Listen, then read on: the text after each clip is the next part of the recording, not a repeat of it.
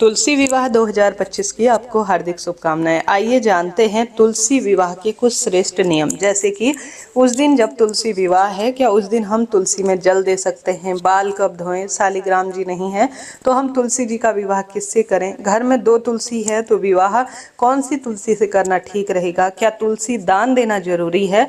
कौन तुलसी विवाह कर सकता है? कई सारे प्रश्नों का उत्तर इस वीडियो में आपको प्राप्त होगा, तो अंत तक आप बने रहिएगा।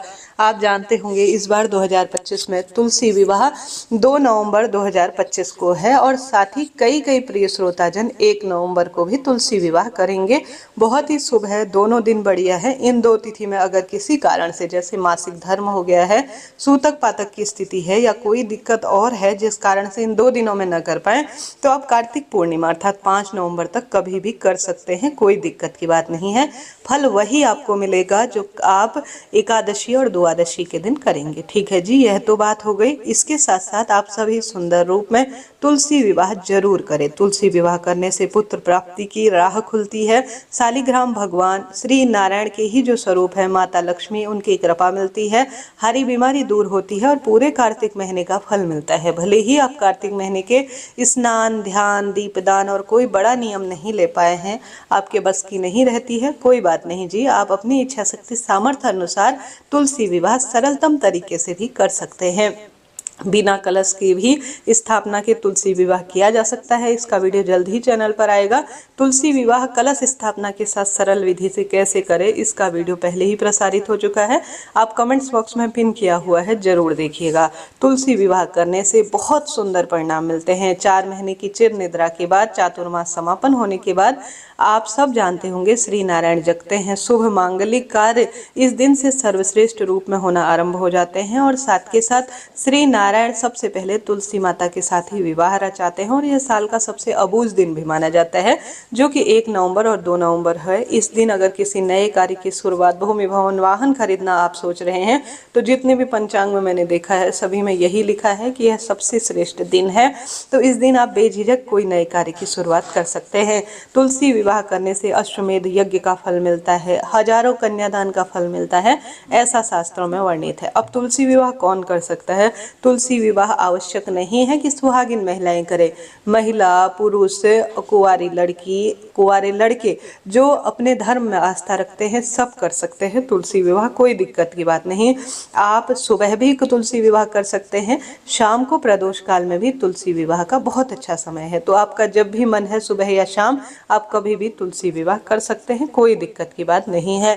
तुलसी विवाह के दिन संभव हो तो व्रत रखें, सबसे अच्छा है, क्योंकि पूरे साल की 26 एकादशी का फल आपको तुरंत ही मिल जाता है।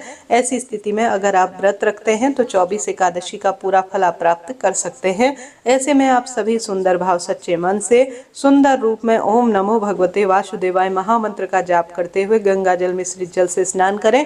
पीले रंग के वस्त्र पहने, क्योंकि यह श्री नारायण का पसंदीदा प्रिय रंग है, और साथ के साथ सूर्य भगवान को जल चढ़ाएं। अब प्रश्न आता है जिस दिन हम तुलसी विवाह करते हैं, क्या उस दिन हम तुलसी में जल चढ़ाते हैं या नहीं? तो आप देखिए, तुलसी में जल चढ़ा सकते हैं उस दिन, बस एकादशी का दिन ना हो, इस बात का ध्यान रखें। एकादशी के दिन स्वयं तुलसी माता निर्जल श्री नारायण के व्रत करती हैं, इसलिए तुलसी में उस दिन जल नहीं चढ़ाया जाएगा। नहीं तो सामान्य तुलसी विवाह आप करते हैं तो उस दिन आप बिल्कुल जल चढ़ा सकते हैं, कोई दोष नहीं है।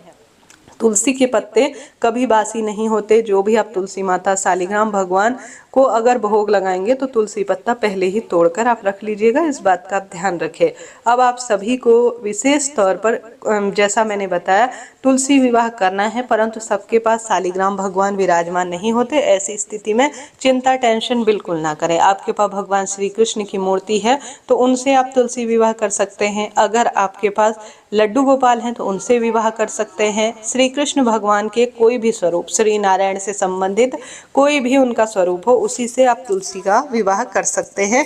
प्रश्न आता है, दीदी तुलसी माता को दान देना क्या आवश्यक है?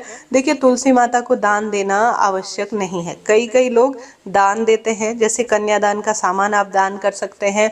ब्राह्मण अगर घर पर बारात लेकर आते हैं, बहुत भव्य तरीके से आप कराते हैं तो बहुत ही बढ़िया है, बहुत ही शुभ है। परंतु अगर आप विशेष तौर पर पर जो तुलसी है उसे घर पर ही रखना चाहते हैं तो बहुत बढ़िया है, कोई दिक्कत नहीं है, आप नियमित उनकी सेवा करें। परंतु अगर तुलसी विवाह कर ही रहे हैं तो संभव हो तो आप, मैं शुरू से ही आप सभी से, जो मेरी नियमित वीडियो देखते हैं मेरे दोनों चैनलों पर, उनमें आप सभी से कहती हूँ अपने घर में कम से कम 2-3 तुलसी रखा करें। एक तुलसी किसी कारण से सूख जाए तो दूसरी जो है हमारे घर पर वो मौजूद रहनी चाहिए, क्योंकि कोई भी काम हो, मृतक कार्य हो या सूतक पातक की कोई भी स्थिति हो, तुलसी बहुत आवश्यक है। तो 2-3 तुलसी आपको घर में रखनी है। संभव हो तो तुलसी आप कन्यादान कर रहे हैं तो किसी मंदिर में दान दे देते हैं तो बहुत बढ़िया है, परंतु ऐसी स्थिति है कि वहाँ भी कोई उनका ध्यान नहीं रखता तो तुलसी आप अपने घर पर ही रखें। आपके ही घर के शालिग्राम या लड्डू गोपाल या शनि नारायण है तो आप प्रतीकात्मक विवाह कर रहे हैं तो आप अपने ही घर पर रख सकते हैं। अन्य चीज़ें जो कन्यादान में आपने दान के लिए जो वस्त्र निकाला है, चूड़ी, श्रृंगार सामग्री और अन्य चीज़ें, बर्तन वगैरह निकाले हैं तो वह आप दान दे देंगे तो भी यह पर्याप्त रहेगा। अब प्रश्न आता है दीदी कौन सी तुलसी का विवाह करना चाहिए? जो हमारे पास तुलसी जो है विशेष तौर पर रामा तुलसी है या श्यामा तुलसी है, आप जानते होंगे। देखिए तुलसी तो तुलसी है, उसके रंग रूप और किसी भी स्वरूप में आपको फर्क नहीं करना चाहिए। जैसे कि शास्त्रों में कहा जाता है दूध तो दूध है, भले ही काला जो है काली गाय से निकाला दूध हो या सफ़ेद गाय से निकाला दूध हो, गुण तो वही होंगे। तो ऐसा कभी भी ना सोचें कि तुलसी जो है श्यामा तुलसी हो या रामा तुलसी हो, ऐसा कुछ भी नहीं है। तुलसी तो तुलसी है, तो किसी भी तुलसी का विवाह किया जा सकता है। ठीक है जी, तो यह तो बात हो गई तुलसी की। अब प्रश्न आता है कि क्या जो है तुलसी माता को उस दिन भोग समर्पित कर सकते हैं?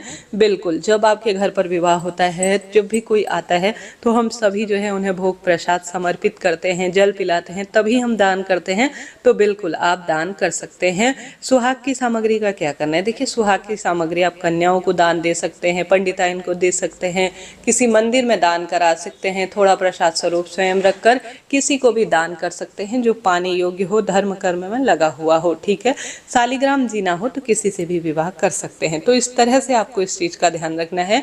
हालांकि मैंने जो वीडियो बनाया हुआ है उसमें कई चीज़ें बताई गई हैं कि आप कैसे किस स्वरूप में तुलसी विवाह कर सकते हैं, क्या इसका आधार है, किस रूप में सरल विधि से गठबंधन होता है, कैसे सिंदूर दान किया जाता है, इसकी सारी विधि मैंने बताई है। आप उस वीडियो को जरूर देखिएगा। देखिए तुलसी विवाह कोई सामान्य नहीं है, चमत्कार के रूप में होता है। तो तुलसी विवाह में इन नियमों का जरूर ध्यान रखें, बहुत सरल इसकी विधि होती है। अब तुलसी जो है जिस दिन आप विवाह करेंगे, कोशिश करें कोई भी दिन हो तुलसी ना तोड़ें। देखिए किसी भी पेड़ को आप पूजित कर रहे हैं और उसी पेड़ की पत्ती तोड़ ले रहे हैं तो यह ठीक नहीं है। तो तुलसी की पत्ती 1-2 दिन पहले तोड़ लीजिए। जिस दिन आप विवाह कर रहे हैं, एकादशी से लेकर पूर्णिमा तक, उस दौरान आप पेड़ की पत्ती अर्थात जो तुलसी है जिसे आप जो है विवाह के लिए देंगे, विवाह करेंगे, उसे आप सभी की पत्ती नहीं तोड़नी है। इस बात का आप ध्यान रखिएगा, तभी आपका जीवन सार्थक और सफल माना जाएगा। अब घर में 2 तुलसी हैं तो तुलसी विवाह किसका करें? तुलसी विवाह उसी का करें जिसे आपने कार्तिक महीने में पूजित किया है और साथ ही जिस तुलसी में आपने विशेष दीपदान किया है, मन में आपने सोचा है कि इस तुलसी का मैं विवाह करूंगी, इस तुलसी के समक्ष मैं पूजन विशेष करती हूं, तो उसी के साथ आप शालिग्राम भगवान का पूजन करें। कोई भी हो, विधवा महिला हो, जिसका विवाह नहीं हुआ हो, सब तुलसी विवाह कर सकते हैं, कोई दिक्कत की बात नहीं है। तो तुलसी विवाह चमत्कार है, कोई भी कर सकता है। बड़े स्वरूप में, संक्षिप्त स्वरूप में, जैसा आपका मन है उस तरह से करें, लाभ तो अनंत अनंत गुना आपको मिलना ही है। तो इस तरह से तुलसी विवाह से संबंधित मैंने सब प्रश्नों का उत्तर आपको दे दिया। इसके बाद प्रश्न आता है दीदी क्या हम शनिवार तुलसी विवाह कर सकते हैं? बिल्कुल, आप शनिवार जो है एकादशी है उस दिन तुलसी विवाह कर सकते हैं, कोई चिंता नहीं। और साथ ही रविवार के दिन तुलसी विवाह किया जा सकता है नहीं, यह प्रश्न भारी आ रहा है। तो बिल्कुल रविवार के दिन तुलसी विवाह करने में कोई दोष नहीं है, तुलसी पूजा करने में कोई दोष नहीं है। बस तुलसी में जल नहीं चढ़ाया जाएगा, दीप दान किया जाएगा, रोली चंदन समर्पित किया जाएगा, वस्त्रों की कलावा भोग प्रसाद सब समर्पित किया जाएगा। जल का लोटा भी तुलसी में न चढ़ाते हुए सिर्फ जल का लोटा वहां पर रखा जाएगा। हम प्रतीकात्मक स्वरूप में सब कुछ कर रहे हैं तो कोई दिक्कत नहीं, चाहे शनिवार हो चाहे रविवार हो, तुलसी विवाह निश्चित रूप से किया जा सकता है। तो इस तरह से यह तुलसी विवाह की मैंने पूरी बात बता दी। फिर भी कोई प्रश्न हो तो आप पूछ सकते हैं, आपका अपना चैनल है। प्रश्न आता है दीदी हमें एकादशी दिन बाल धोने चाहिए या नहीं? देखिए बाल धोने में कोई दोष नहीं है। मैं देखिए सामान्य व्यवहारिक दृष्टिकोण से भी बता रही हूँ, सामान्य दृष्टिकोण से बाल धोने में कभी किसी रूप में, किसी भी दिन किसी स्वरूप में दोष है ही नहीं। इसके पीछे कारण है साबुन शैम्पू का। साबुन शैम्पू में भारी केमिकल है, जिस कारण से आपका व्रत खंडित हो सकता है। और जैसा कि आप जानते होंगे, बालों को चमकदार बनाने के लिए, बालों को हर स्वरूप में जो है नुकसान से बचाने के लिए उसमें कई केमिकल, अंडा, मछली का तेल, इन चीज़ों को प्रयोग में लिया जाता है। तो यह हमारे शास्त्रों में निषेध बात कही गई है कि इनका अगर प्रयोग तुम्हारे जो है पूजा पाठ, खाने पीने या शरीर पर लग गया तो सामान्य भाषा में कहूँ तो व्रत खंडित हो जाता है। तो इस कारण से साबुन शैम्पू लगाने की मनाही होती है। और कोई बात नहीं है कि बाल न धोएं, सादे पानी से तो कभी भी बाल धोए जा सकते हैं, इसमें कोई दोष नहीं है। बस यही मैंने जितना शास्त्रों में पढ़ा है, देखा है, समझा है, ज्योतिष में जानकारी ली है, उस आधार पर मैंने यही जाना है। तो इन चीज़ों को आप नोट करते हुए चलिएगा।